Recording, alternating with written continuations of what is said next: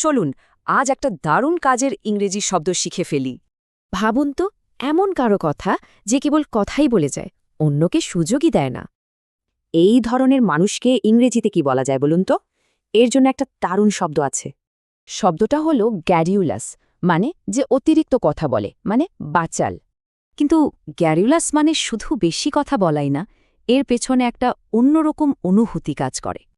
Talkative হওয়া ভালো, কিন্তু গ্যারোলেস হওয়া মানে বিরক্তিকরভাবে বকবক করা।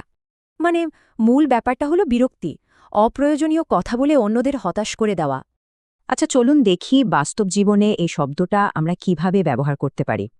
ধরুন মিটিংয়ে একজন সহকর্মী অপ্রয়োজনীয় কথা বলে সবার মূল্যবান সময় নষ্ট করছে। এই গ্যারোলের স্বভাবের জন্য পুরো দলেরই কাজের গতি কমে যায়, তাই না? এবার ভাবুন রেস্টুরেন্টে ওয়েটার অর্ডার না নিয়ে আজগুবি গল্প শোনাতে শুরু করেছে। তার এই গ্যারোলেস স্বভাবের কারণে সাধারণ একটা কাজও বেশ কঠিন হয়ে ওঠে।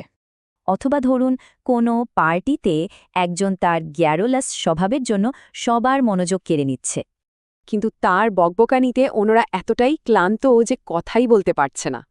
তো এই শব্দটা সহজে মনে রাখার উপায় কি? চলুন দেখে নিই। গ্যারোলেস শব্দ তো শুনলেই ভাবুন গড় গড় করে কথা বলা, ব্যাস মনে থাকবে। এবার একটু ভাবুন তো, আপনার পরিচিত কে সবচেয়ে গ্যারোলেস?